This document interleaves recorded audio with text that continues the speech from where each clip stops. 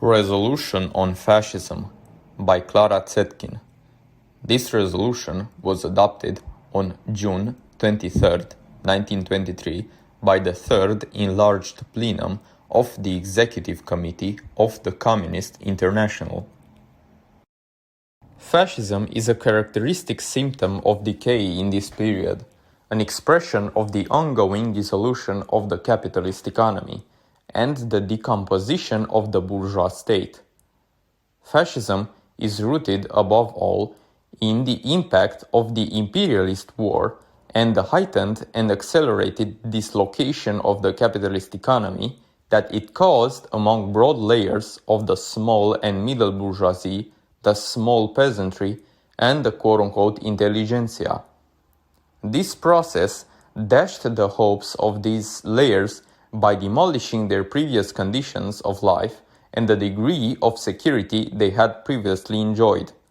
Many in these social layers are also disillusioned regarding their vague expectations of a profound improvement in society through reformist socialism.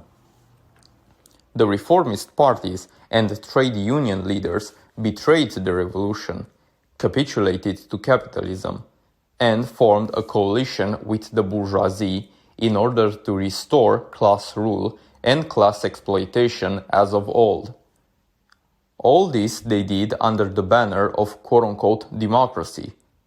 As a result, this type of quote-unquote sympathizer with the proletariat has been led to doubt socialism itself and its capacity to bring liberation and renew society.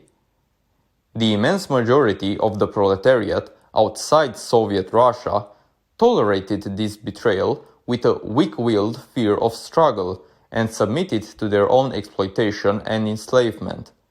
Among the small and middle bourgeoisie and intellectuals, this shattered any belief in the working class as a powerful agent of radical social change. They have been joined by many proletarian forces who seek and demand action and are dissatisfied with the conduct of all the political parties. In addition, fascism attracted a social layer, the former officers, who lost their careers when the war ended. Now, without income, they were disillusioned, uprooted, and torn from their class roots. This is especially true in the vanquished Central Powers, Germany and Austria-Hungary, in which fascism takes on a strong anti-republican flavor. Lacking historical understanding and political education, the socially variegated and hastily assembled violent bands of fascism expect everything to be put right by a state that is their own creation and tool. Supposedly standing above class and party, this state is to carry out their confused and contradictory program in accordance with or in violation of bourgeois legality, utilizing either quote-unquote democracy or a dictator. In the period of revolutionary ferment and upsurge by the proletariat, fascism flirted to some degree with proletarian revolutionary demands. The masses following fascism vacillated between the two armies, expressing their overriding world historical class antagonisms and class struggles. However, after capitalist rule was reasserted and the bourgeoisie began a general offensive, fascism came down firmly on the side of the bourgeoisie, a commitment held by their leaders from the very start. The bourgeoisie was quick to recruit fascism to service and use in its struggle to beat down and permanently enslave the proletariat. As the dislocation of the capitalist economy extends over time and deepens, the burdens and suffering that this imposes on the proletariat become more intolerable. And so, too, the protection against the pressure of the working masses offered to the bourgeois order by reformist sermons on civil peace and democratic class collaboration grow ineffective. The bourgeoisie needs to use aggressive force to defend itself against the working class. The old and seemingly apolitical repressive apparatus of the bourgeois state no longer provides it with sufficient security. The bourgeoisie moves to create special bands of class struggle against the proletariat. Fascism provides such troops. Although fascism includes revolutionary currents related to its origin and the forces supporting it, currents that could turn against capitalism and its state, it nonetheless develops in a dangerous force for counter-revolution. That is clearly shown in the country where it's triumphed, Italy. Fascism clearly will display different features in each country, flowing from the given historical circumstances. But it consists everywhere of an amalgam of brutal, terrorist violence, together with deceptive revolutionary phraseology, linking up demagogically with the needs and moods of broad masses of producers. It has reached its most mature expression so far in Italy. Here, the passivity of the Socialist Party and the reformist trade union leaders opened every door to it, and its revolutionary language won it the support of many proletarian forces who made its victory possible. The development of fascism in Italy expresses the inability of the party and unions to utilize the workers' occupation of the factories in 1920 to heighten the proletarian class struggle. The fascist victory violently obstructs every workers' movement, even for simple and non-political wage demands. The fascist victory in Italy goads the bourgeoisie of other countries to have the proletariat struck down in the same fashion. The working class of the entire world is threatened with the fate of its Italian brothers. However, the development of fascism in Italy displays something else as well.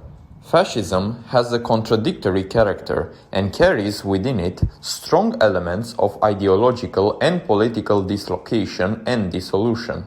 Its goal is to recast the old bourgeois quote-unquote democratic state into a fascist state based on violence. This unleashes conflicts between the old established bureaucracy and the new fascist one, between the standing army with its officer corps and the new militia with its leaders, between violent fascist policies in the economy and state and the ideology of the remaining liberal and democratic bourgeoisie, between monarchists and republicans, between the actual fascists, the black shirts, and the nationalists recruited into the party and its militia, between the fascists' original program, which deceived the masses and achieved victory, and present-day fascist policies, which serve the interests of industrial capitalists and above all of heavy industry, which has been propped up artificially. Underlying these and other conflicts, however, are the insurmountable and irreconcilable economic and social conflicts among the different capitalist social layers, within the big bourgeoisie and the small and middle bourgeoisie, such as the small peasantry and the intelligentsia. And towering over everything is the greatest of all economic and social conflicts, the class conflict between bourgeoisie and proletariat. The indicated conflicts have already found expression in the ideological bankruptcy of fascism, through the contradiction between the fascist program and the way it is being carried out.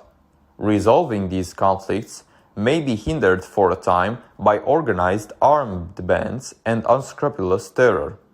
Ultimately, however, these conflicts will find expression in armed force and will tear fascism apart. The revolutionary vanguard of the proletariat cannot look on passively as fascism disintegrates. Its historical duty, instead, lies in hastening and promoting this process consciously and actively. Fascism encompasses confused and unwittingly revolutionary forces that must be led to join the the proletarian class struggle against the class rule and violent exploitation of the bourgeoisie. The military defeat of fascism must be prepared by surmounting it ideologically and politically. The conscious revolutionary vanguard of the working class has the task of taking up the struggle against victorious fascism in Italy and the fascism now taking shape around the world. It must disarm and overcome fascism politically and must organize the workers into strong and successful self-defense against its violent actions. To this end, the following tasks are posed. A special structure to lead the struggle against fascism, made up of workers' parties and organizations of every viewpoint, must be formed in every country.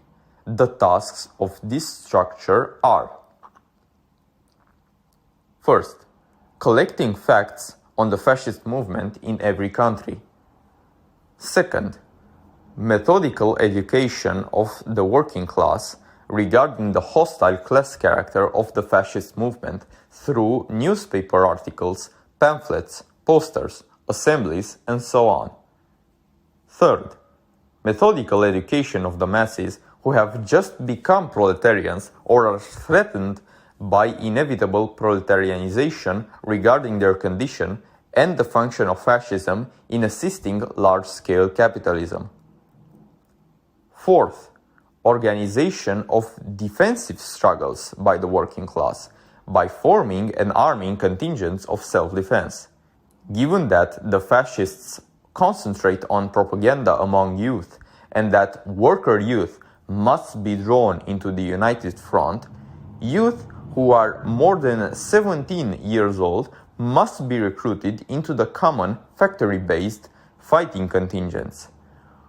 Workers' control commissions must be organized to prevent transport of fascist bands and their weapons. Fascist attempts to terrorize the workers and block expressions of their class activity must be mercilessly struck down.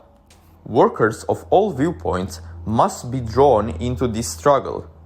All workers' parties, trade unions, and proletarian mass organizations must be called on to join the common defense against fascism.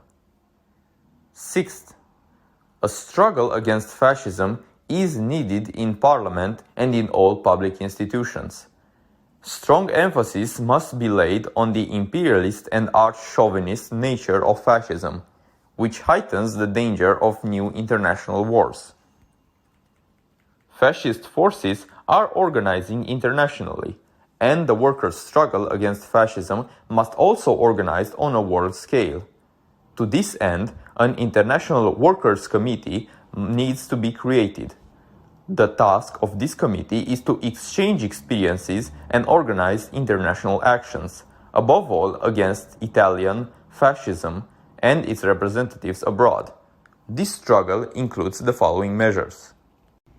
First, a campaign of international education through newspapers, pamphlets, posters, and mass meetings regarding the Italian fascist leadership's total hostility to workers and its methodical destruction of all workers' organizations and institutions.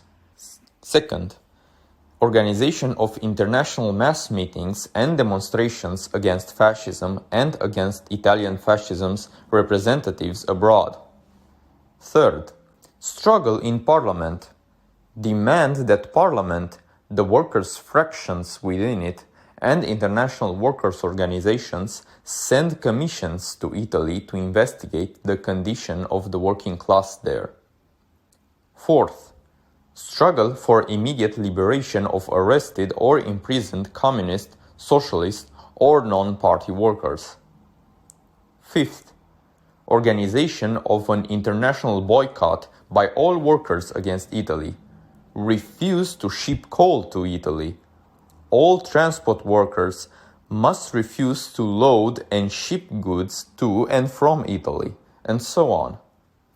To this end, create an international committee of miners, seamen, railway workers, and transport workers in every field. Sixth, material and moral support of the persecuted working class of Italy through collections of funds, accommodation of refugees, support of their work abroad, and so on. Expand international red aid in order to carry out this work. Involve workers' cooperatives in these assistance works. Footnote 1. International Red Aid, established by the Comintern in late 1922, defended class war prisoners worldwide. Clara Zetkin served from 1925 as its president. End of footnote 1. It must be brought home to workers' attention that the fate of the Italian working class will be theirs as well, unless they block the influx of less class-conscious forces to fascism through energetic revolutionary struggle against the ruling class. Workers' organizations, therefore, must display great energy in their offensive against capitalism, in protecting the broad masses of producers against exploitation, oppression, and usury. In this way, they will counterpose earnest, organized mass struggle to the fake revolutionary and demagogic slogans of fascism. In addition, they must strike down the attempts to organize fascism in their own country, keeping in mind that fascism in Italy and internationally can be most successfully resisted through an energetic struggle against it in their own country.